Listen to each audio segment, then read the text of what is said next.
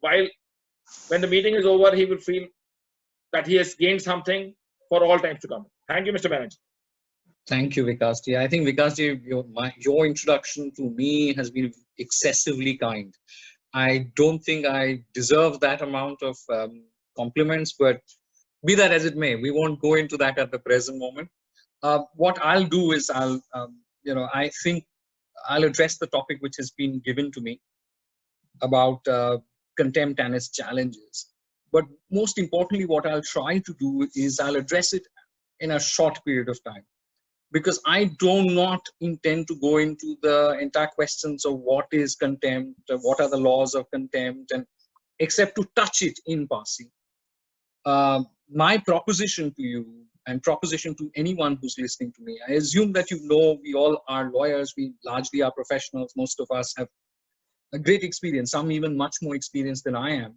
So what I would like to sort of highlight is there are increasing challenges which the contempt jurisdiction is facing, increasing challenges as lawyers who are appearing before contempt jurisdiction, before different courts are facing. And in the end, I would like to sort of conclude with what is my suggestion as what do I think that the court should do in handling this contempt jurisdiction.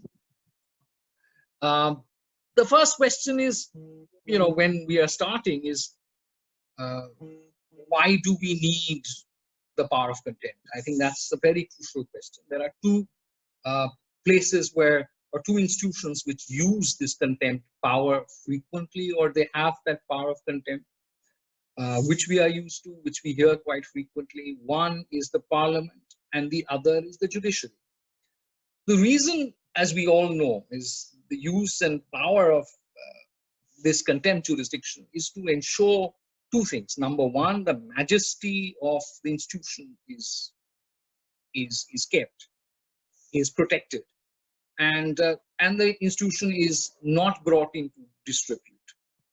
One of the entire facets of it, this is required because we live in a democracy which has freedom of speech and expression. People tend to express themselves, and not everybody is as restrained as they should be, not everybody is as respectful as they should be. So people express their views, some very articulately, some very vociferously, some very angrily. As a result, there are, we function in a democracy where the three pillars of government are extremely important, and they are the key to the democratic state that we have today. So if the parliament is brought into disrepute, if the judiciary is brought into disrepute, then that affects broader governance. So historically, I think this is not new. Historically, I can go into a long history of how the British Parliament used to exercise its power of contempt, though it's become lesser and lesser, much become infrequent now. And the judiciary also, because the judiciary has, in Britain, used to use at one point of time contempt very, very frequently. But over a period of time, there has been this tendency of not using it as frequently as it used to. Now, another reason for especially both these institutions use power of contempt, and especially the judiciary, is to ensure that people follow its decisions.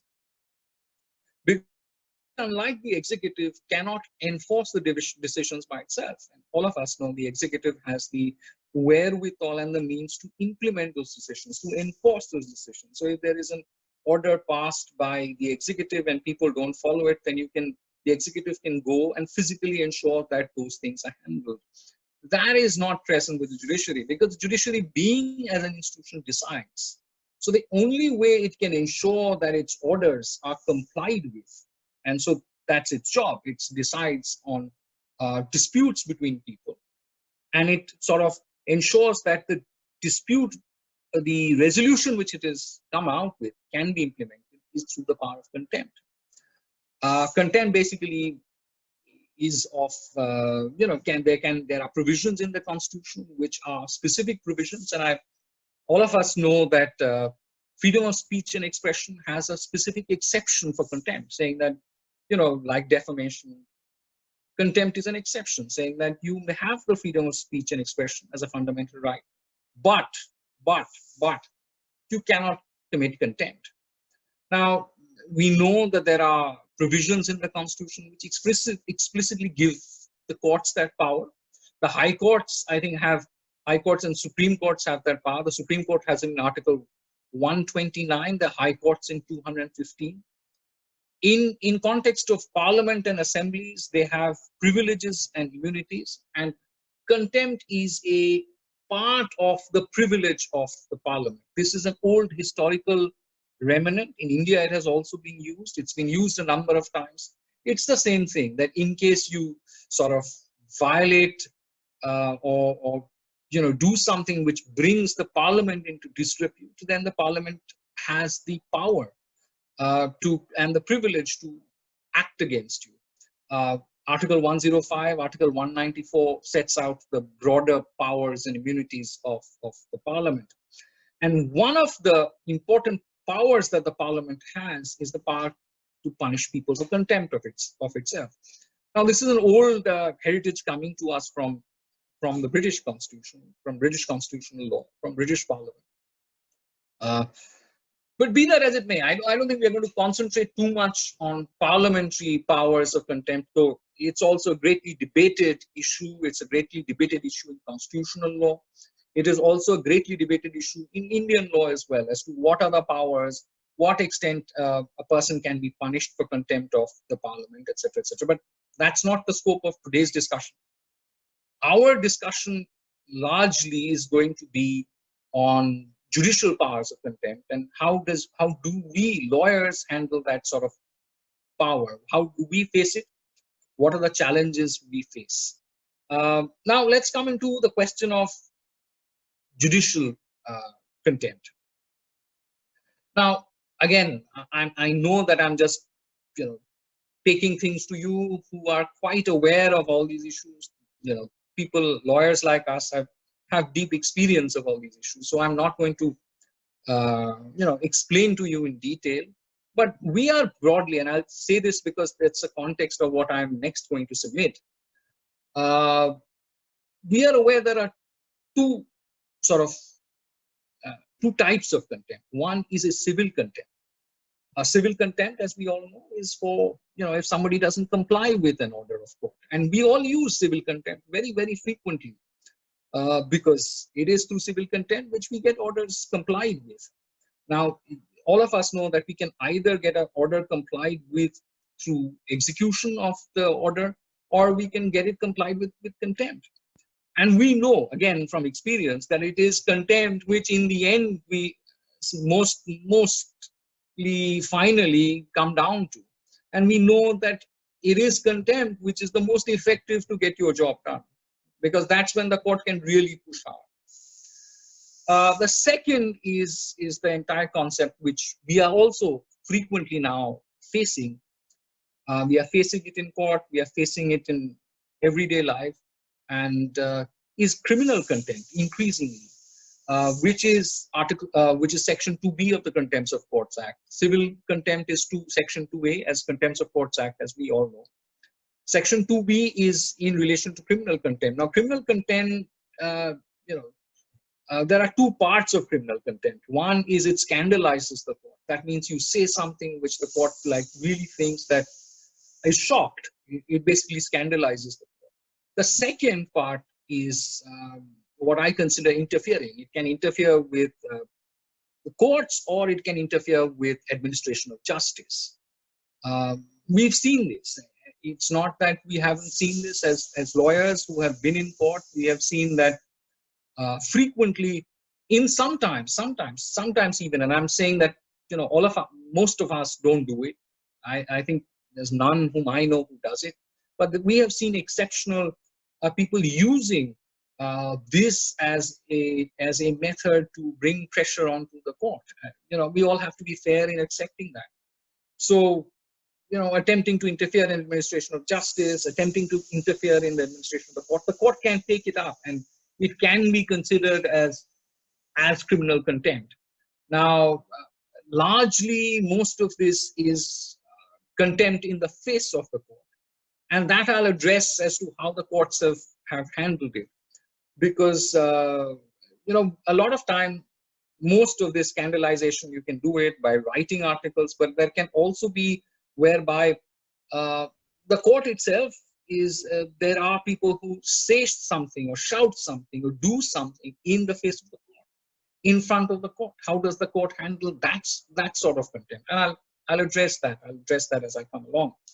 But I think the most important challenge to this contempt power, coming to the topic which we are discussing today, is the increasing issue about freedom of speech. Because in the age, and let's all talk today's age. In the age of, let's say, something like Twitter, in the age of something like WhatsApp, in the age of something like Facebook, we are seeing people commenting on courts, people commenting on administration of justice. We are seeing people commenting on legal proceedings. We are seeing people comment on judgments passed by the court. Now, in many ways, we have seen this, that the press, the social media is being used as forums to bring pressure on the court. And by making postings on social media, which, according to me, in a largely would, in any other ordinary sense, would be contempt. We have seen this increasingly being used almost as a tool by people who would ensure that certain some judgments are criticized, some observations are criticized by the court, and more, and in websites, in social media, on the internet, on Twitter, on WhatsApp, we get this very frequently. The intention is, we know, the intention is in a lot of times to bring pressure on the court. If you disagree with the judgment previously, we all grew up in an atmosphere where we said that if you disagree with the judgment of the court, then either you prefer an appeal or you prefer a review or whatever is stipulated in the statute book, you prefer that. But increasingly, there seems to be a recourse in social media. There seems to be an attack not only on the judgment, which is an academic criticism of the judgment, which you're entitled to do in terms of the Contents of Courts Act, but there seems to be sometimes attacks on judges personally. And I think this is a huge challenge as to where do you balance? Because let me put it this way, the contours, the freedom of speech on social media, on WhatsApp, on Twitter, on Facebook is immense. People can say whatever they want to. People who would normally not be very quiet, and I can, all of us know that people who are very quiet say horrible things to each other on Facebook and on social media. They write horrible things on Facebook. So, and especially when it comes to a person in authority, especially when it comes to the court, people express themselves very strongly. And, and this, to what extent do we consider freedom of speech and expression as, as absolute? We tend to have two different standards, and we all know this. One standard, which we sort of use in daily life, and the other standard is on social media. We tend to give a large leeway on social media. And there are people from anonymous angles, which wouldn't happen in real life. It's like when I commit contempt, when anybody commits contempt, when anybody says anything, they say it openly. So, if Vikramjit Banerjee has said something, you can hold Vikramjit Banerjee liable. But in social media or in a WhatsApp, you don't know who's made that statement. But those statements are made, those statements are covered in the press, those statements are circulated. So it brings a large amount. So where do we draw the line? Where does the court draw that line? Now, so this is the entire question which is becoming more and more apparent. Now, there needs to be some sort of balance. And but on the other hand, also, it's important, and this is extremely important that we consider this, that we also need to definitely also consider that power of contempt cannot be absolute. We all know the entire history of in India of truth being a defense to contempt. And these are the two issues. And I'll say freedom of speech and expression on one hand, and I said has to be regulated. On the second is, truth is an important defense to contempt. Should be, because in the beginning, in V.C. Mishra's case, as we all know, the Supreme Court actually said truth is not a defense to contempt. Then the act was amended, the Contempt of Court Act was amended. And now the Supreme Court has sort of come out with a balanced view, saying that no. Truth is a defense to contempt unless you can say that the truth was said for to camouflage a malafide intent. Now, to camouflage a malafide intent. Now, that's vague enough. That's vague enough. That dances around the entire question whether truth is a defense to contempt. Because let me put it this way: I have huge respect for the judiciary, but truth also has to be said. And what is how good is a justice system which cannot handle the truth? All of us are products of humankind. All of us, being products of human institutions, are imperfect. There is no perfection in any institution. So there should be a way to articulate this contempt, to say truth to power. And if contempt is used to smash down on all these questions, then where is the space for truth? And in today's world, all of us, and I don't want to say it very explicitly, and all of us understand that I'm trying to ensure that I say it correctly without stepping over lines, that there is a clear requirement of balancing the power of contempt with the ability of people to speak truth before the court. Now, what are the challenges which increasingly as a legal profession we face when handling, and where do these challenges actually come from? And I'll say this very extremely generally as I flag mark freedom of speech and expression. Some of it, and I say this as a lawyer, as a person who's experienced the entire thing, is some of it comes from, as lawyers, the profession is not what it used to be. When we all grew up in the profession, we realized that there was a certain maryada, that you are supposed to do these things, you're not supposed to do these things. We increasingly see that getting breached. That's a part of it.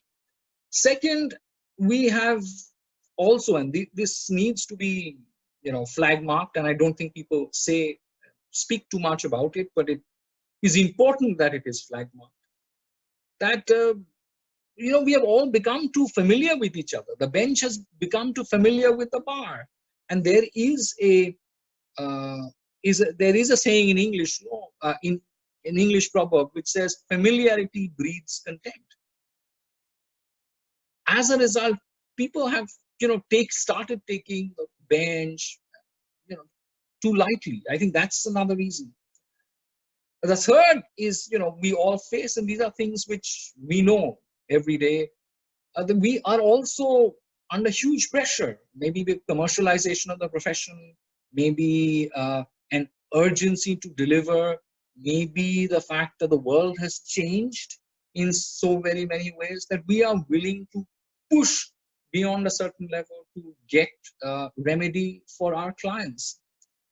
But it also, in some ways, we need to push back. That's what I think. Push back, because we have to protect the institution. We have to protect our own institution, and we have not pushed back enough for our clients. And as a result of this, that has also affected the strategies which we have used before the courts, which we have used while complying with orders. which we have used to understand the spirit of orders, of judgments of court which are passed, of the tactics which we have used in court to address questions of the court. This is our, as lawyers, these have been our shortcomings. But, and now coming to the other side, the response of the bench in handling contempt has also been,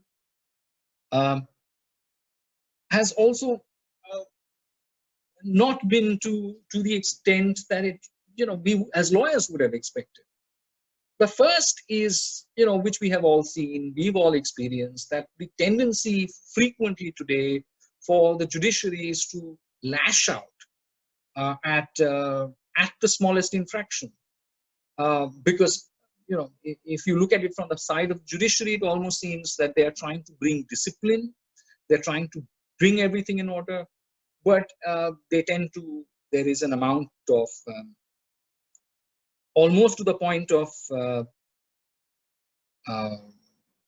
sometimes we may be construed as in threatening. There is, even threatening from the bench that, you have to listen to whatever we have to say.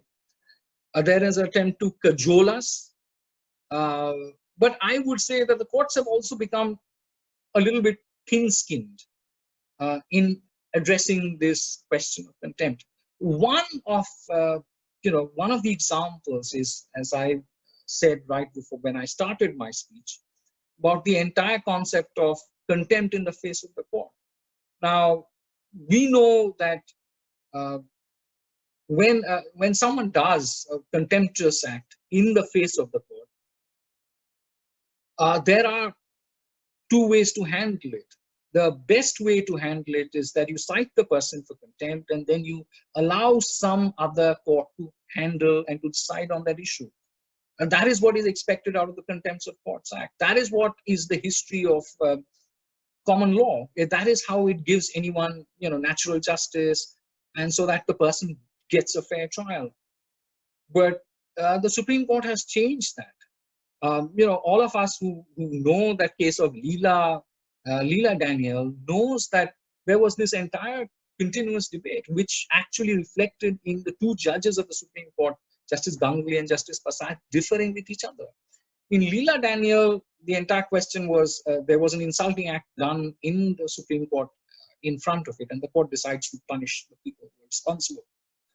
Now, Justice Ganguly says that you cite the person for contempt and you send him, to be tried by someone else, while by another court. While Justice Prasad says that if contempt is committed in the face of the court, the court can try it. There is a difference, and it's referred to a third judge, Justice Kabir, agrees with Justice Prasad. So effectively today, if the court thinks that you've done something which is contemptuous in front of it, then you can be cited and tried by the same court, which goes against the basic conceptions of fair play, of fair hearing. If the person who's accusing you becomes the judge, then there is, what remedy does that person have? What remedy does that person have? And these are questions which we need to, face up to. And these are questions which we need to consider. These are questions which we need to flag. The second is something, again, I'm sure, which is all very close to us and something which we all know. This is the sort of third big issue which I want to flag.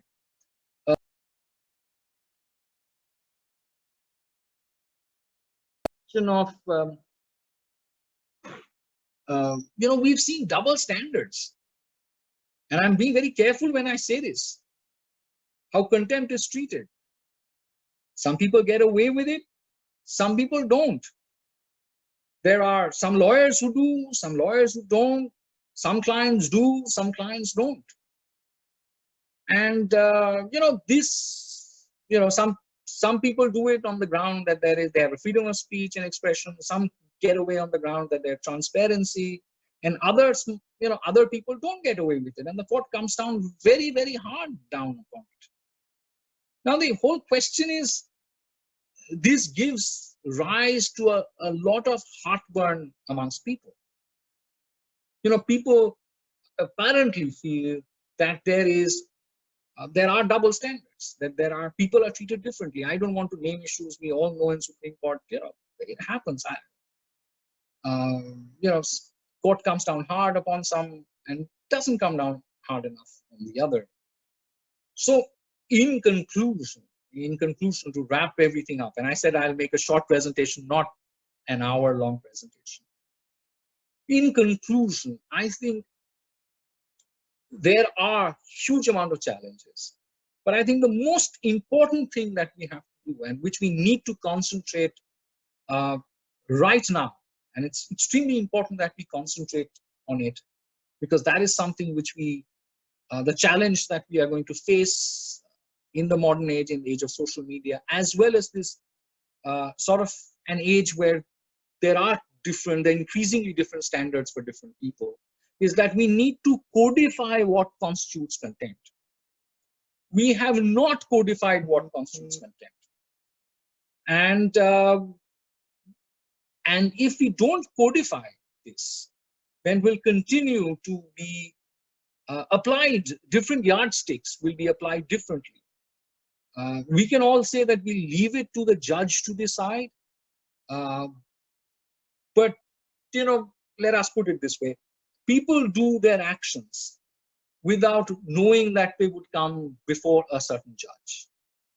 And I think the more objective we sort of make contempt as an issue, the more it will be easier for us as a legal system to deal with it effectively. In the age, as I said, in the age of freedom of speech, increasing freedom of speech, that is extremely crucial. It is extremely crucial because we are also in a legal system which is now expanding to all corners of India, and we are facing increasing challenges. With that, I would like to conclude whatever I had to say. Thank you very much for giving me this opportunity to say it.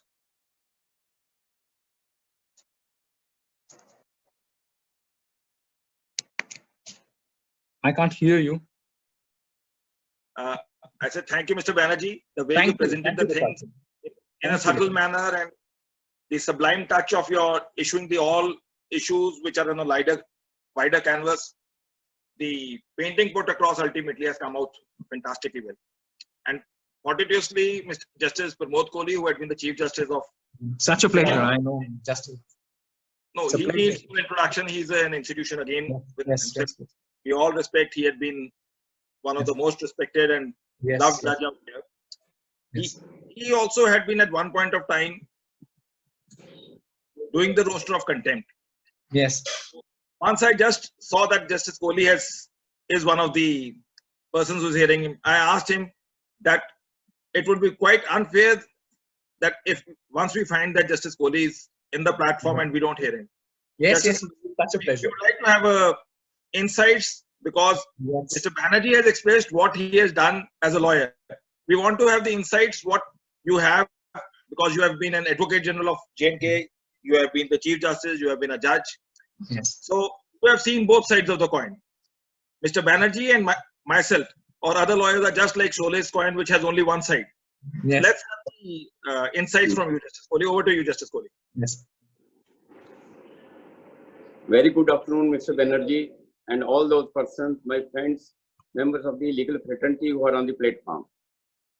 It was my privilege to hear Mr. Banerjee. This is the second occasion that I am hearing Mr. Banerjee. There was the earlier occasion when both of us were together in a seminar, and I had the privilege to hear him. A wonderful lawyer, a gentleman at par excellence, and I must say that he has explained the subject in a very, very concise and fine manner, not going into much details, but what he wanted to convey and what was the requirement of the subject, he has done that. Friends, so far law of contempt is concerned, I have traveled 5 courts, and my experience as a lawyer in civil practice, as a law officer, and as a judge has been quite different in different situations. But my experience says that most of the violations are committed by the bureaucrats of the government level. And Mr. Banerjee may not be able to say so openly, but that is my experience both as a judge and as a lawyer. I have seen the orders finalized by the Supreme Court, and the bureaucrats write notes that because of our rule position, because of our practice, it is not possible to implement the judgment. How do you deal with such a situation? The contempt law is the only weapon, only instrument where you can force to implement the judgments. The object of contempt is not to punish somebody, not to take revenge, not to act or react angrily. I remember an incident which may explain. I was a small kid, maybe 12 years or 13 years. I went to village. My mama had 2 guns in his drawing room.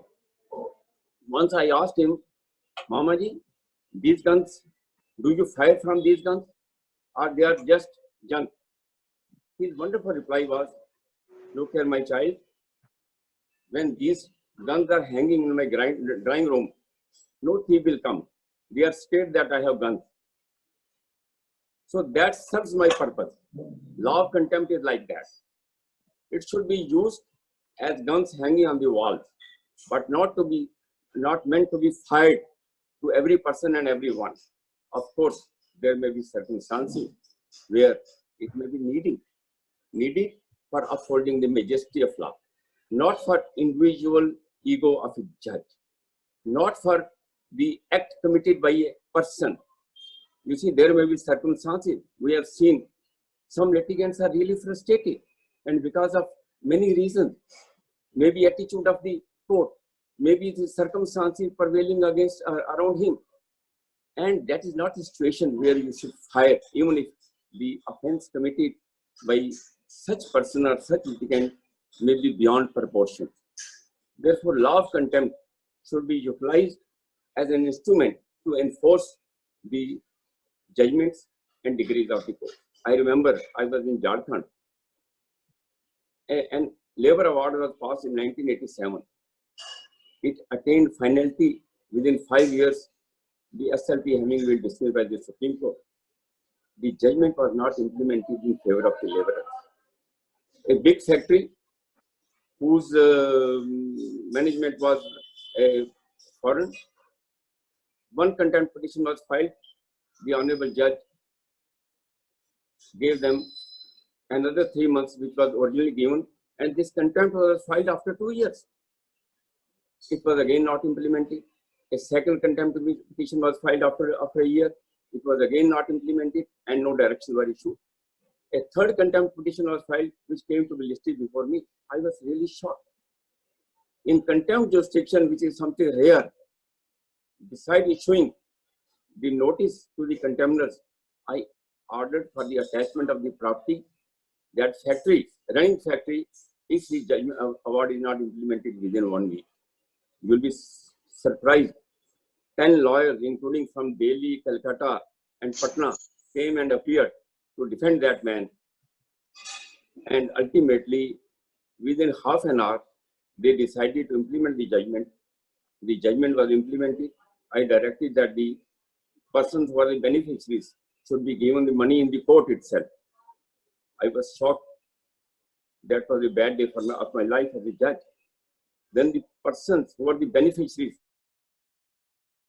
it was in some cases it was second generation, in some cases it was third generation. Can you imagine? Therefore, here the law of contempt comes handy to the courts for implementing, for doing the real justice. Therefore, my view is that law of contempt should be there, but it should be utilized in the manner that it serves the justice and fairness while deciding while implementing the judgments of the court. Another instance I can give you, I was in Srinagar, the Dal Lake, very famous, everybody knows. There was a direction that no construction shall be constructed within 2 kilometers of the fringe of the within the periphery of the lake. A committee was constituted of the district judge, a registrar high court, and a retired district judge and a district magistrate. The committee went there and found a big building, huge construction was being raised in a forest area. Then they approached and find out it was a building being constructed by the DG police of the state. They made a report, and with great respect to the sometimes to the honorable judges also, nobody had the courage to issue notice to the DG police. He was a very powerful man during militancy. That case came to be allotted to me, and during those days, that only one case was being taken up by the PI. I took the file, I read the entire file, and next morning, I asked the lawyer, government lawyer, can you produce the DG police before the court? He said, no, how can I? You not issue any order. I issued contempt. That house was attached, and then the report was summoned. It was a forest land. Security money, more than 75 lakhs, was spent for the construction of a house, though government house, no permission, no plan, no approval, and ultimately that DG had to seek transfer from the J&K state and went to center on deputation because he was a powerful man. So the contempt law should not be frequently used to such an extent, but where it is required, it must be used to uphold the majesty of law. Thank you very much. So thank you. And it also shows that you were just caught unaware. We saw you on the platform and we called you. And Thank you so spoke off the cuff, and we are so happy. And this also shows the volume that why the state chose you to become the Advocate General, why you became a judge, and why you became judge. So what has been your experience in the different high courts while handling with the Court of Contempt Act? How does it vary? Does it vary from state to state? We would just like to be got enlightened from that fact. Yes, definitely it varies from state to state. My experience that in J&K during militancy particularly, the bureaucrats used to feel that issuing contempt notice even, that why contempt you will not initiate it. They used to take it as an offense and even go to the extent of accusing the judges in open. But that was not so in Punjab and Haryana. The bureaucracy was more compliant. In Jharkhand also, the bureaucracy was more compliant. In Sikkim, of course, bureaucracy compliant. But in Delhi, in CAT, the things were again different. The top bureaucrats used to take it an offense that the court has issued notice to such a bureaucrat, even for implementation of judgments which are finalized by the Supreme Court of India. But for a common man, most of the people used to obey the judgments, and it is also observed that even if an officer wants to implement it, perhaps the person sitting at the helm of affairs, maybe bureaucrat, maybe somebody else, they prevent its implementation, taking it as an offense and as an ego, question of ego, that how can, particularly as a member of tribunal, the feeling is that perhaps the tribunal is subordinate to the government, and issuing contempt notice used to be taken in a different way. Thank you. Mr. Banerjee, Yes, sir. question has been posed. Yes. Something on social media with the covered under the feel and expression. Honorable Supreme Court in Shriya's case, how we are protected by commenting or put views on social media? Can you guide us? See, this is what I was talking about. I don't recollect that there has been, the court has come down orally a number of times, and social media being used to sort of, according to it, pressurize the court. But I don't recollect any judgment whereby the court has actually laid down any principle on how it deals with contempt vis-a-vis social media. I think that's an area which, as I said, it requires to be seriously considered. The court has been, I remember a few days back, I won't name the Supreme Court judge. I was before the Supreme Court judge. A very tricky, sensitive matter was being argued, and the court observed that we are seeing all these things on social media. We know that it's to influence us on social media, which would amount to interference of justice, interference with the court in any other circumstances, under the Contempt of Court Act. But the court, I don't think, has laid down. It requires to lay down. I don't think it has laid down something, but it requires, and it's very seriously requires to lay down some sort of guidelines on how this is going to be effective. There are no guidelines, actually speaking. People get away with a lot.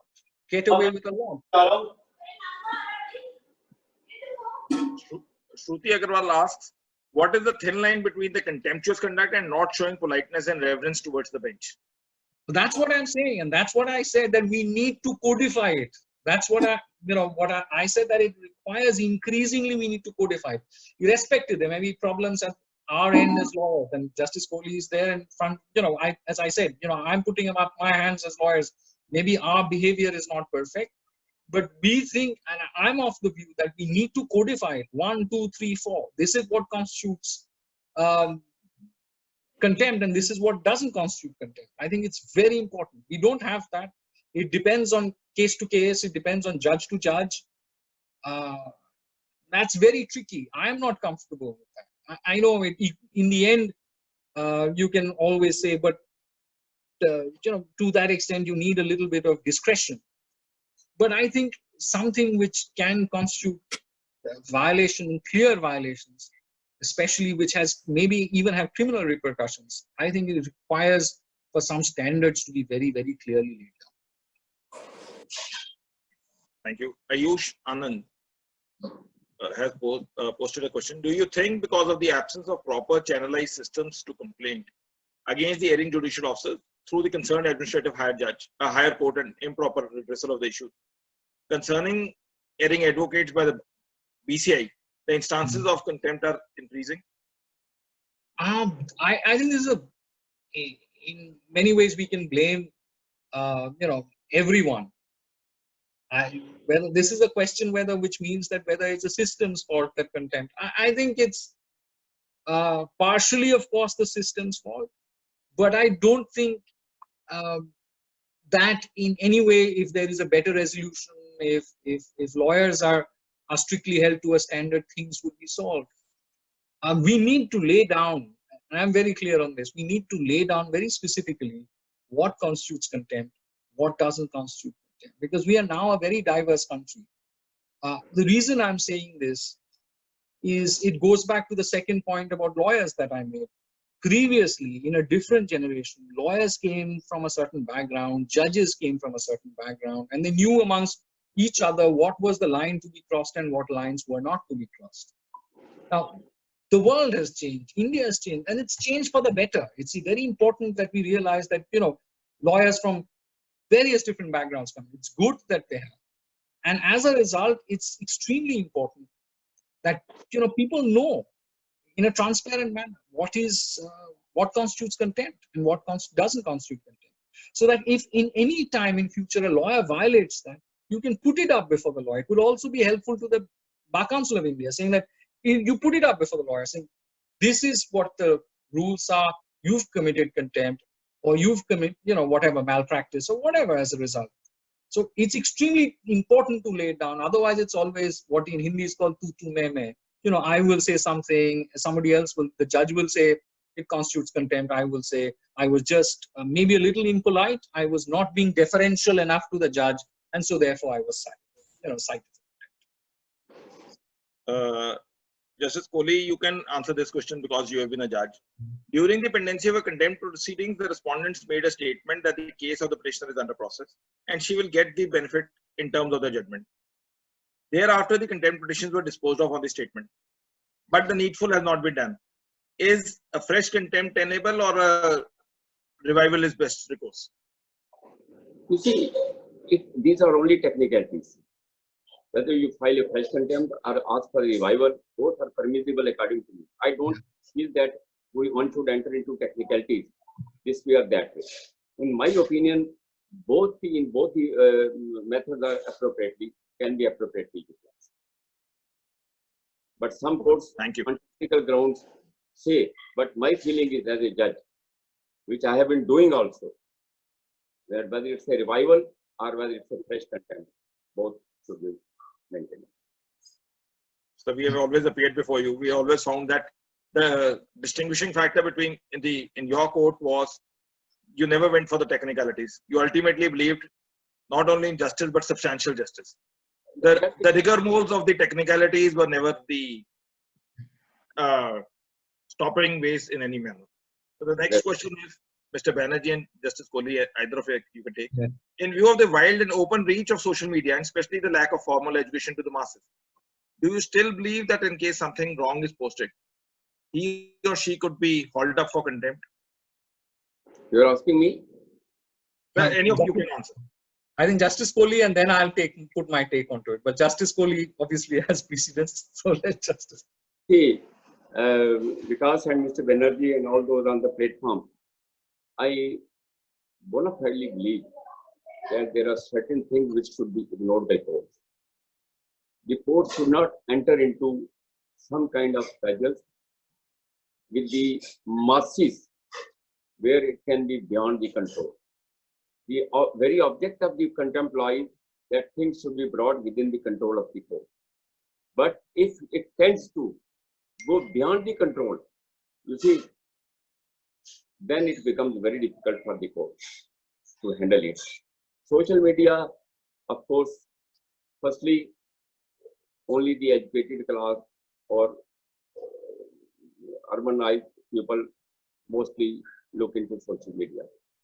It may be, definitely there are aberrations, and which aberrations one cannot understand and even tend to, you see, malign the judges, the institutions, but let it be left to the governments of the state or central government to handle these things, and courts should not enter into this arena, because it will be, court will have no agency, and the implementation would be ultimately at the hands of the government, and you don't know what could be the method of implementation of the orders of the court. Therefore, my humble submission is, we should not react. Courts should be large-hearted, and such kind of things should not be taken up by the courts. Courts may only ask the government to handle it, but not, they should not take upon their own shoulders, because it may go beyond controls. Then the dignity of law, not only the dignity of law, the privilege of the judges will also be, you see, marginalized. That's my. As for me, I broadly agree with what Justice Kohli has said, and I don't think the court should get into every post on social media. In fact, the entire objective of contempt is to ensure that the majesty of the courts are retained. And I think to react to everything on social media, I think takes away from that majesty. But on the other hand, I also, the court needs to consider as to whether certain social media postings or certain social media actions are done to influence the court at the time of hearing, whether that constitutes an interference in the course of justice. As is used, I'm not saying it's not used. I think Justice Kohli is also aware of the fact that it's used. Yes. Whether it requires for the court to come down hard upon that, because this is very frequently in the in olden times there used to be one article in some newspaper, which used to be, but in social media it's almost like an avalanche. And there are judgments of the court which says that this can amount to interference of justice. So it requires to be seen. It requires a mind to be applied to that, and that's what I said. The court needs to come out with some sort of guideline as to how it handles social media. Of course, I agree with you that there may be guidelines, but again, the question is, under the guidelines, should the court take upon itself the burden of dealing with the person, or should it be a direction to the government to make some law, make it an offense, punishable law, such kind of a suggestion. I don't want that the court should enter into this arena itself and take the burden. Then it becomes the court will be burdened only with such kind of litigation, which may not be good, which may not be, I think, good for the institution itself. What to talk of the judges? Yeah. And then more motives are attributed.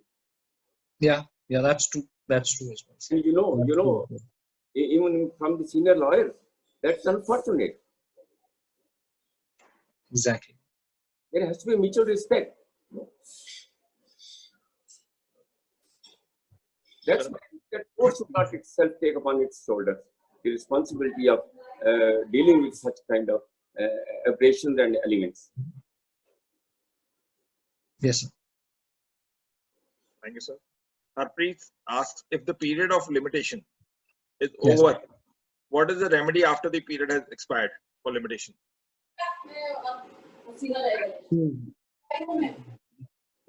I would say that you can't have a limitation period if you've committed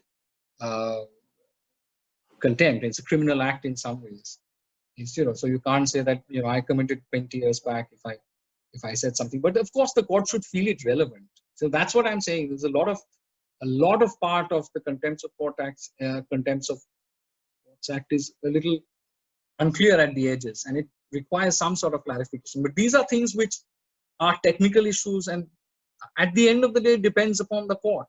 It depends upon the court as to whether it still thinks that would amount to a valid contempt, whether there is an interference with the course of justice. These are contempt powers. These are contempt powers. Yes, sir. Because may I answer this question? Yes, sir. Yes, sir. Yes, sir. Yes, The sir. question was to you, and once you are working in tandem, we couldn't have a better session than this. Yes. There are two ways of looking at the issue. One is the limitation prescribed under the Contempt of Courts Act is meant for whom?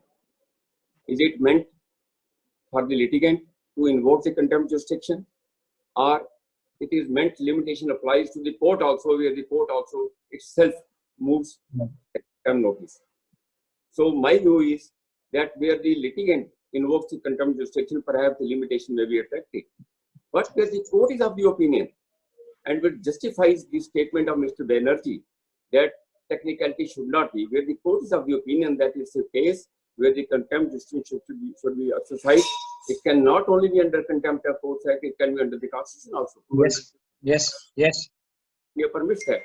The second opinion, the second is, even without invoking the contempt jurisdiction, still the judgment can be implemented by way of an execution as an order of the court. Any order of the court is in the nature of an injunction.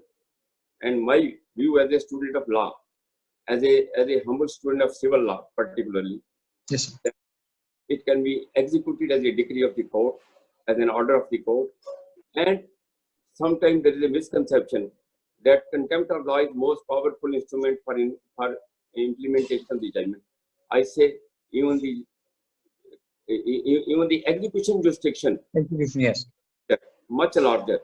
You can send a person to civil prison Yes. under Order 21, Rule 32, because it's an injunction. You can attach the property of the person. So there are many ways of enforcing the order, even other than by invoking the contempt, which I have been doing in CAT. Yes. I found that orders passed in execution, treating it as an execution, have been implemented more than the contempt jurisdiction. Justice Kohli has always believed when he was there that justice must not only be done, but it must be seen to be done. And he always found that the majesty of the court is paramount. And taking, with the leave of both of you could probably agree that Article 215 and 129, Yes. there are judgments to the effect that Section 20 of the Limitation Act will not act as an embargo, because it has certain judgments are to the effect that the Act cannot be in breach of the limitation provided under Article 215, since Constitution of India will ultimately be made. Ankush Bansal asks, can a judge initiate contempt proceedings if an advocate makes a bona fide mistake in a courtroom and after that apologizes for such mistake? You see, I have dealt with such a matter, In CAT, a very senior lawyer had secured his interim order, stay of the promotion in the department from a single member of the bench during vacations, and the other side, including those who were in the line of promotion and the government, they came forward saying that the department is suffering because of the promotion of the entire lot. So I suggested to the lawyer that how many petitioners are there? Perhaps there were 12 petitioners. I asked how many vacancies. There were 44 vacancies. I said, all right, till we hear the matter, we can modify the order saying that 12 vacancies may be kept here, and if they succeed, they will get all the benefits, and we'll vacate the stay order to that extent. The lawyer did not agree. He wanted the court to decide it. I said, all right, if possible, we'll hear it tomorrow, and if not, the order itself says then we'll hear the application for vacation. Next day, he tried to stretch it to such an extent that it is not heard. Then another date was given, and ultimately, when the order was being dictated for modification, he said, you are doing injustice. You are a partial judge. I tried to persuade him, look here, you are a very senior lawyer. This is not the way you should deal with the court, and I respect you as a lawyer, but not the manner you are. But he did not bother and raised the finger at me that, yes, I am saying, you want to punish me for contempt, you may do it. I again said, look here, you are in anger. I don't want to do with a senior lawyer, you are an officer of the court. But he insisted. Then I initiated contempt against him and asked him to file a reply within 2 days, served him. Then I retired and went to the chamber. The whole executive body came and wanted that he should apologize. In chamber, I said nothing to him. Whatever has happened in the open court, it has to happen in the open court only. Then next day, they passed a resolution boycotting my court. I came, my registrar told me at 7:30 in the evening that they have the executive has passed a resolution. I said, okay, it's all right. That is their duty, and I will come and sit at time. Next morning, I sat at time, and about 100 lawyers came with the wearing robes and said that some lawyers are preventing them from appearing and they should be tackled with. I said nothing doing. I asked my registrar to talk to the DCP and ensure that no lawyer is prevented from entering the court. That's all.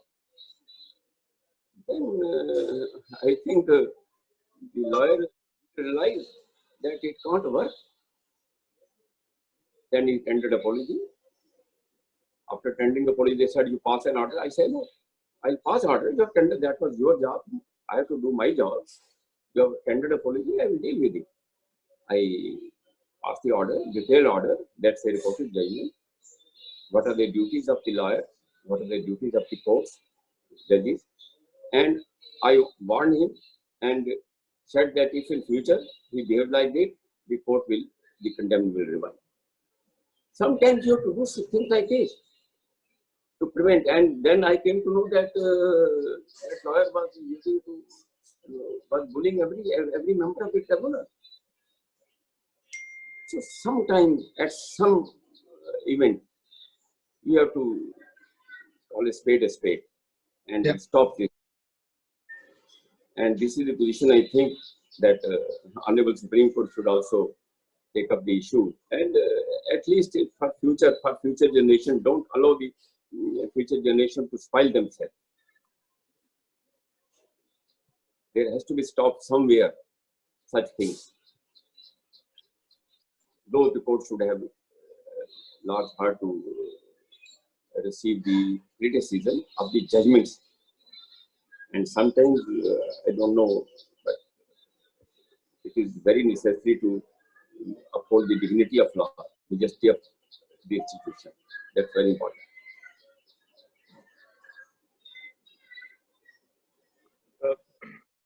After the final order of the High Court, maintenance is fixed, but husband does not pay the maintenance,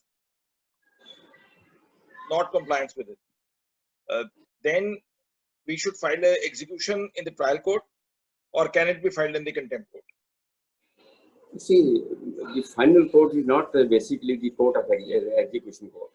It should always be in the trial court, the court of first instance, the executing court. Therefore, it is always prudent.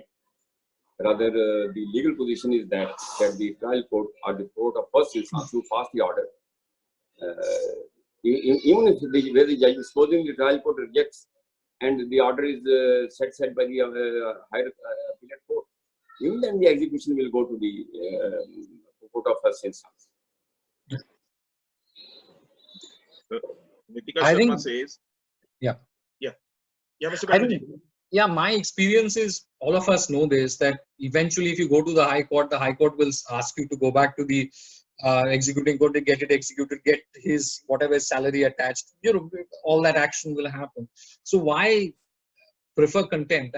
I don't think that, if somebody came to me, I said, you may have a remedy, but it's never going to be, High Court is never going to entertain you. It's going to be actually the first court where you are present. That's where your forum is. So I agree with Justice Kohli on this. Since Mr. Banerjee, you had given inputs on the WhatsApp, etc., a question has been posed: relevancy of the precedent where the admin of the digital communication, example WhatsApp, are being held liable for contemptuous view, even though one member whom he has inducted as a person posts some message which is offensive. The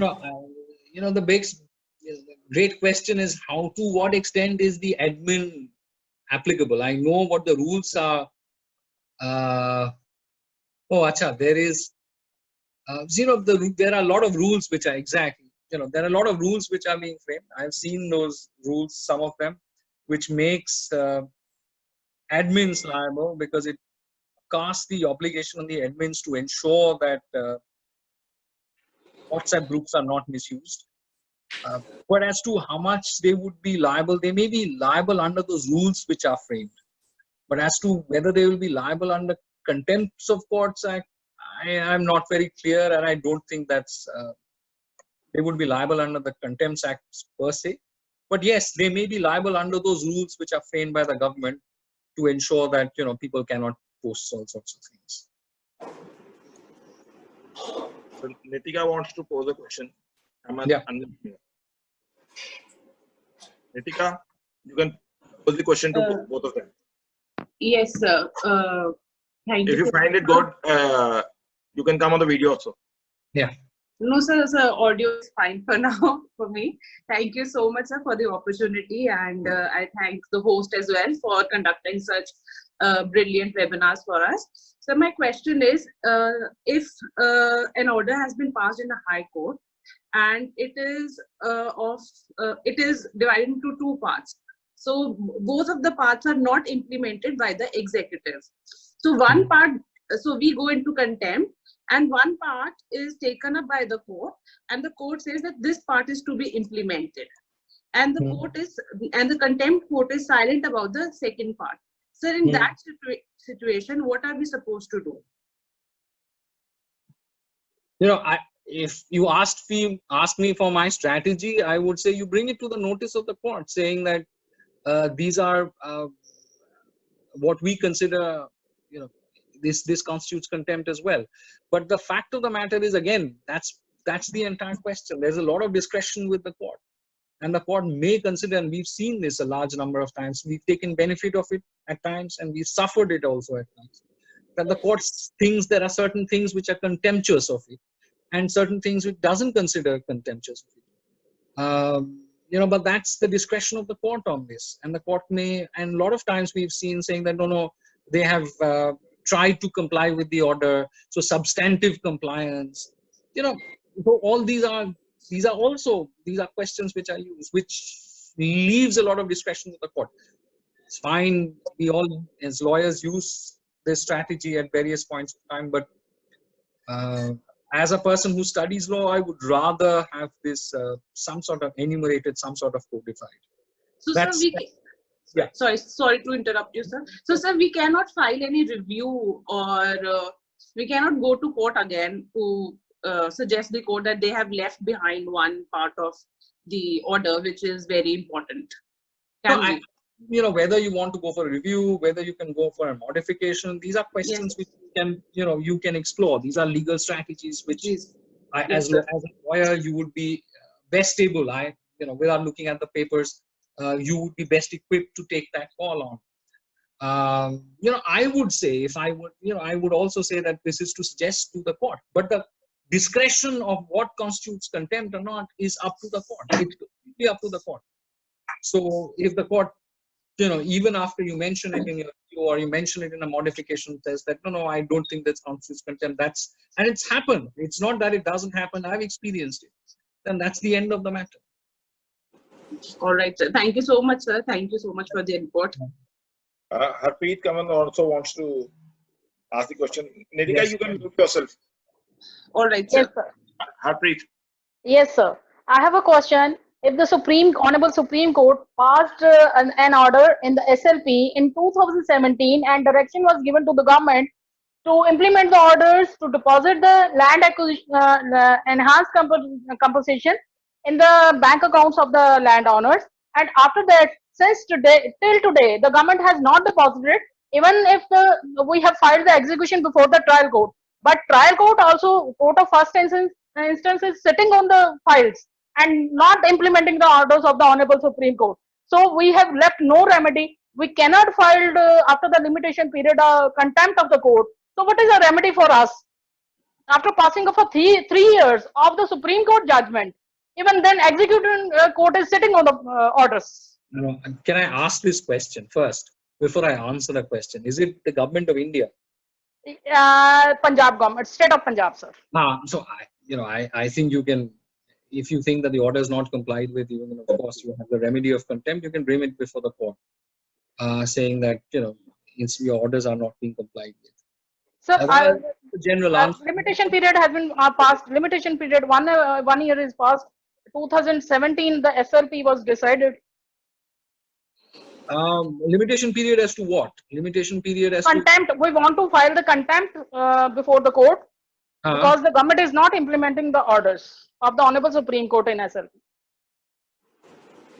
As to if there is an order of Supreme Court and it hasn't been complied with, I'm sure an application can be made. Even now, I think We have, sir, we have made the execution before the trial court to implement the orders, but trial court is also sitting on the orders. Yeah, that's a separate issue. Since you've exercised your jurisdiction before the trial court, whether you can then exercise jurisdiction before the trial court and also. My question is, we want to file the contempt petition before the court, before the higher court. We can ask Justice Kohli to pitch in. I'm Hello. sorry. Hello, Yes. hello. Ask Justice Kohli also to pitch in because Yes, yes. Justice Kohli can. But my view is you can't prefer both remedies together. That's my view. Yes, but of course, Justice Kohli. Doctor election would come into being. I fully endorse Mr. Banerjee's view. You can't have simultaneously two remedies available under law. But one thing I feel as a lawyer, no, I am not saying as a former judge, as a lawyer, one can invoke jurisdiction of the High Court under 227, seeking the appropriate direction for the executive court to do in the interest of justice. That may be one of the which can. And Justice Kohli, thank you very much. I am the same Harpreet. You got me transferred to Kharad when you were inspecting judge at Rupert. And thank you very much. For the first time, I am talking to you directly. I really don't remember. Yes, sir. I remember your good efforts towards me. Okay. I can just also express my views. In such a given like situation, Mr. Banerjee would also express his views. Doctrine of election would also come into being. Either you have to choose the execution and either you have to choose the contempt. You can't take both the strides. That's my point. That's my point, actually. Again, sir, after the passing of 39 years of the acquired land, the poor landowners are not getting their relief. See, sir, after passing of 40 years, after the finality of the SLP, what to do with the executives, sir? What to do with the executives? They do not want. They have some technicalities in executions we face. Sometimes this is not, that is a very lengthy procedure in the executions itself. So after finality, sir, where poor person can go? Justice is only in the book, sir. They are the poor landowners. They don't have anything to eat. There is a corona time. They called me up. Okay, madam, what to do with it? Ma'am, we How to cope up with the are situation? saying once they have the persons giving input to you, you should also make them aware vigilantabus, non-dormantibus. And Mr. Banerjee, we had a wonderful session as we had Thank you very discussed. much. I will also Thank you ask very much, Mr. sir. We are not ending the session because we had asked, since you yourself are an inspirational story for young lawyers, young students, etc. What is your take? How to make a path in the career? How do you think one should go for the drafting? How one should make a mark within the society as a lawyer? That people say what Mr. Banerjee could do. Why should be? No, What are your takes on that? What is your chapter? my take is anybody can make it. I've always said this, and I exactly say the reverse. And I always tell my juniors, if I can make it, anybody can make it. I'm not a person who sort of believes that I'm an exceptional lawyer, or whenever you're given work, you do it. You work hard at it, and you try to make the best presentation of your case as possible in the court. You try to be as honest to the brief as well as to the court. These are three things which I follow: that you work very hard at your brief, you try to be honest to your clients, to yourself, and to the court.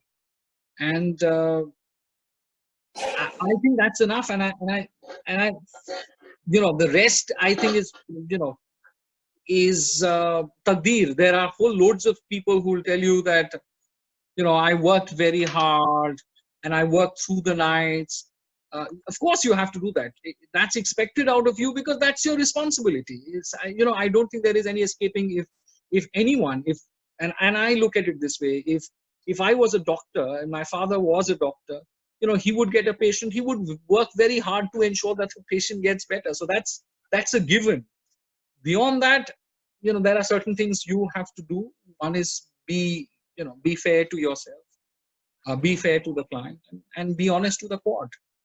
And the biggest thing I would say, and this is something which I'm sure Justice Kohli would bear me out on this, that your credibility, and this is what my senior told me, that your credibility to the court is the most crucial.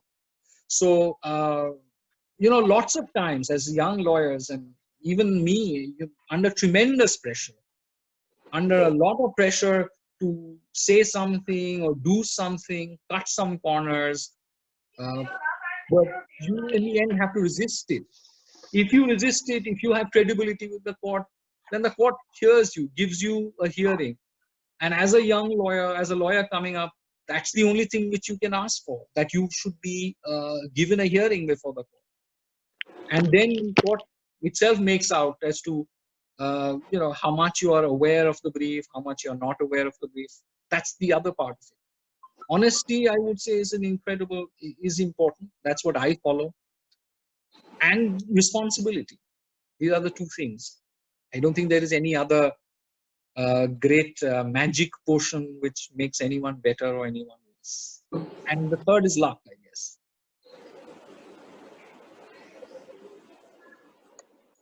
I am reminded of Mr. Jinnah when he said, what are the factors of your success? He said, first is luck, then second is luck, and third is luck. But still what you told, according to me, the gist comes in that the difference between a good lawyer and the successful lawyer or a lawyer would be, one is hardly working and one is working hard. Justice Kohli, what is your take, since you have been the President of the Bar, Advocate General, the Judge and the Chief Justice, then thereafter and the CAT. Above all, you have been a wonderful human being. What is your take, what one should do for the purposes of drafting, what one should do to become a good lawyer, and how one should draft it, etc. Because you can keep a complete session on this, and I would love to speak on this subject sir, for the complete session. But right now, sir, we will do that. Abhi a trailer dekh lete hain, picture puri dekh lenge.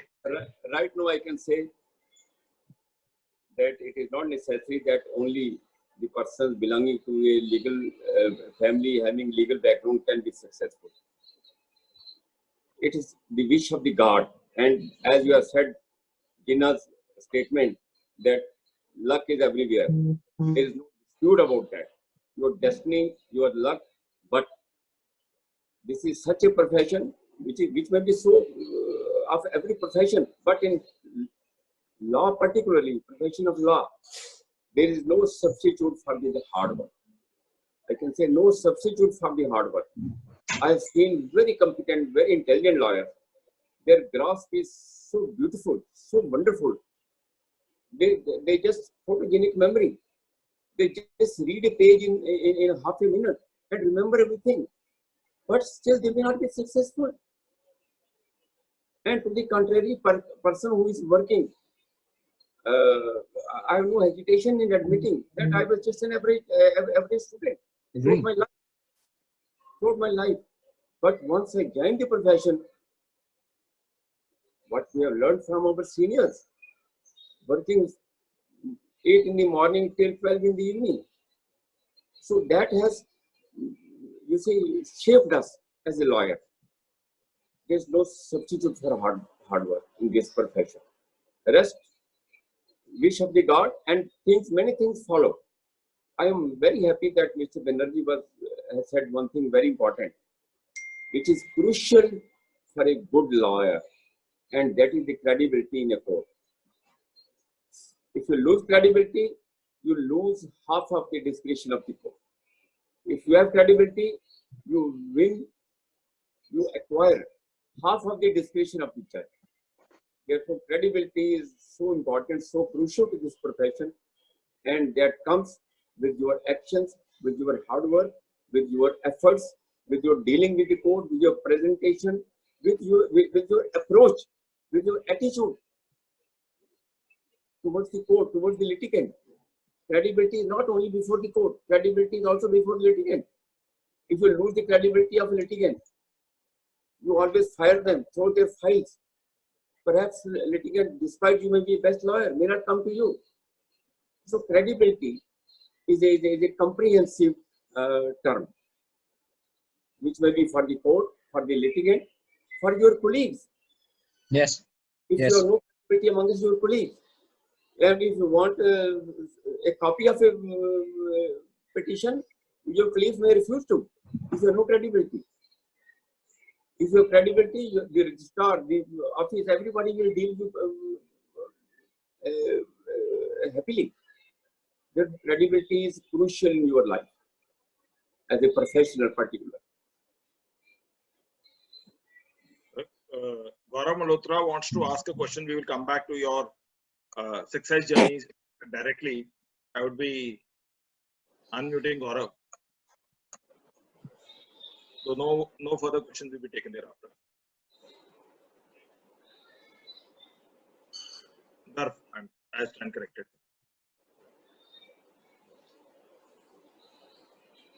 Garv, you can ask the question directly. And can you hear me? Yeah, I can hear you. Yeah. Yes. Happy to see such cordial relations between the bar and bench. My question to you is, how can one decide in what court will the contempt lie?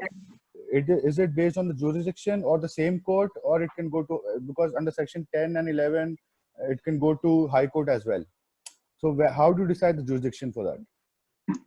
I'm sorry. Can you repeat the questions once more? I'm sorry. How do you decide the jurisdiction in which court the contempt will lie? For example, it has to be on the basis of the jurisdiction of the district court, or it can go to section 10 or 11 in the high court, or so how do you decide the criteria to in which court, or the court from which the order has been passed contempt will lie in the same court? Under the Contempt of Courts Act, as you rightly said, you know that under the Contempt of Courts Act, the higher courts can effectively have contempt powers over of the lower courts of other tribunals. Suppose it's a tribunal, or suppose it's a body like an MCD, and then you have to I had sought an injunction from MCD, and Yes. now those things are being breached, and I had filed a contempt in the district court, Yes. but there's a jurisdictional issue in this. I would say, I don't know the intricacies of the matter, and would not be fair for me to comment without knowing the intricacies of the matter. But I would say I have always preferred the High Court, maybe because my practice has always been in the High Court, because you can get things done maybe a little more faster I see. in the High Court. But that's my experience of it. I don't know the intricacies of the matter, and it wouldn't be very fair for me to comment without looking at, what's the exact jurisdiction. The What basic that case is I injunction had was. sought an injunction from the MCD. If And you that, just examine section 2, 10 and 12 of the Contempt of Court Act, it will verify large number of doubts. The commentary on section 2, 10 and 12 of the Contempt. I think Gaurav has Along with Article 2. Gaurav has seen that, but I think he has more intricate questions, which I think it requires a little bit more examination of the papers and to what strategy he would like to frame. okay. Another just one short question: who all can be the witnesses in a contempt court? Can you compel the judge of the previous trial court to be a witness of that proceedings in the contempt proceeding? Tough question. See, if it's a, let me put it this way. Let's take it straight. If it's a civil contempt, then the court itself considers what is contemptuous and what is not. I don't, it can cite you for contempt, but to my experience, you can suggest that the civil judge what is going to be my witness, etc., etc. But to my experience, I don't know whether a higher court will want the civil judge to be present or to be cross-examined in any manner. I see. I have not seen that. That's my experience of it. I don't know whether yours may be different, and I'm sure that I've never seen such an incident. It's a lot of times we raised that issue that maybe the civil judge, there was no violation of it, and the civil judge would be the best. And civil judge, I know for a fact, is sometimes even made parties to a contempt petition, etc., etc. But I have not seen the judges ever calling the civil judge for cross-examination. I see. Many ways, or for even filing an affidavit. I have not seen that. That's my experience of it. Thanks a lot. One last question just to conclude. In case of an interim order, the contempt would lie in the same court? If there's an contempt of an interim order. As of that point, you don't have the option of going into execution. Yeah, I would say I can speak for the High Court. I think subject to ever. If the court has passed an interim order, let's say an order of mandamus asking to construct something or do something, and that's disregarded, that the only solution is either issue another mandamus or to enforce it through contempt. So which would lie before the same court. That's great. Thanks a lot. Justice Kohli, your insights over the last question which has been posed by Gaurav. You see, without going into the intricacies, how the question of jurisdiction is sought to be resolved, I can simply say that normally the court which passed the order should initiate the contempt also, but the High Court has always the jurisdiction under the Contempt of Courts, under the Constitution of the Constitution, not only to deal with the contempt of its own, but of the contempt of subordinate. Yeah. That is clear mandate under the Constitution and even under the Contempt of Courts Act. Contempt of court. So High Court can always, but again the question is if the discretion of the court. But normally the safest course is to approach the court which has passed the order. And even interim orders are to be implemented, whether by way of contempt, by way of any other method. Even Order 39 itself provides for enforcement of the orders passed by the interim order passed by the court. Yeah. Therefore, I don't think any much debate is needed. We have just to simply have a look at the province, and you will find that the remedies are available. Sometimes I would like to speak on the civil procedure code that has been a subject very close to my chest when I was a lawyer, and I will at least remind myself of those intricacies of law which we used to apply as a civil lawyer. And thank you, sir. In fact, the technicalities had never been the facet to stop you. You always took cue from Justice Krishna Iyer's judgment of wherein he said that the technicalities cannot be done for admission.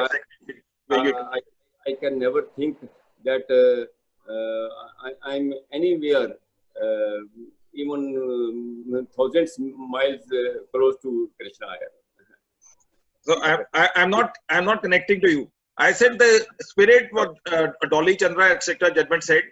Those judgments that the technicalities cannot be used as a mistress to spoil the ends of justice were always followed by you. So it's all. Our session ends till 1:30. It was a wonderful session.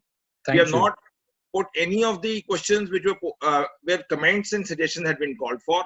We just asked the questions which are relevant for the purposes of the platform for what has been created. Comments for this we can always read the newspapers, etc. We have Mr. Prashant Chaudhary again from Northeast. So we said Mr. Kohli, though is from Jammu, but he served as a Chief Justice in Sikkim. Vikramjit Banerjee from West Bengal and this thing. He had been the Advocate General of Nagaland. Yes. And Mr. Prashant Chaudhary, he was introduced in one of the sessions when Justice Bhalla came. So we thought there could no better person than Mr. Prashant Chaudhary, though who has studied in the North in Snar, to give a vote of thanks. And thank you everybody who has participated. Prashant Chaudhary will do this. In the evening, we are having a session by the ex-DGP of Chandigarh, IPS. The life skills for the lawyers. That is the soft skills and other skills, how to improve your writing skills, etc. I would ask everyone to join that, whosoever wishes. Those who want to connect with us, they can connect on WhatsApp, Instagram, and the Facebook. Over to Mr. Prashant Chaudhary. And Mr. Banerjee and Mr. Kohli, as Mr. Kohli has promised that he will come again, we will take him. And we also look forward for more fruitful journeys with Mr. Vikramjit Banerjee. Thank you. Mr. Banerjee. Thank you. Thank you. And over to Mr.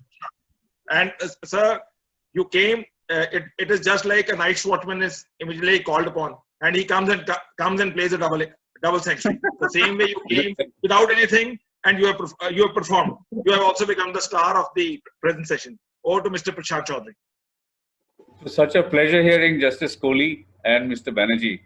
One realizes that as you all are rising higher and higher, you've reached the level of the pinnacle towards your successes, and you all are equally humble in your approach to all of us. And we would be grateful if we hear more of you all on this forum by Mr. Chatra. In fact, seeing you all on this forum, one is reminded of the Shakespearean Veni Vedi Vici. I came, I saw, I conquered, and that's exactly what you all have done to us. We would really thank you for your insights, and we would ask Mr. Chatra to bring you back on some other session where we may address you all directly. We may have so many things further to discuss and enrich our lives from your experiences. So we thank you very much from the bottom of our hearts. Mr. Chatra, we thank you for putting us together on this forum. And we hope to see you all in the Northeast, where we can take a look at Mr. Banerjee's insights into Nagaland, which I've had a little different experience from Mr. Banerjee, because now we have, thanks to Mr. Adarsh Goel, who came from your High Court in Punjab and Haryana, he's implemented the CPC and CRPC. So we have regular courts in all the districts now. We have public prosecutors even in Tuensang, Mon, and other places, which are right next to the Burmese border. So we would definitely see that the Punjab and Haryana High Court and the lawyers from Delhi who served in the Northeast have contributed far more to us than we who are sitting here have done over here. Thank you very much. Mr. Chaudhary, without even asking the permission of Mr. Banerjee and Mr. Kohli, I can say they are not like flowing water that you cannot touch the same water twice. Neither they are the same time which cannot come back again. They will definitely come. They are just like waters. They are just like perfume bottles. Whenever they will come, they will spread their aroma, and we will all enjoy it. Thank you, everyone. Thank you. Thank you. Thank you, Vikas. Thank you.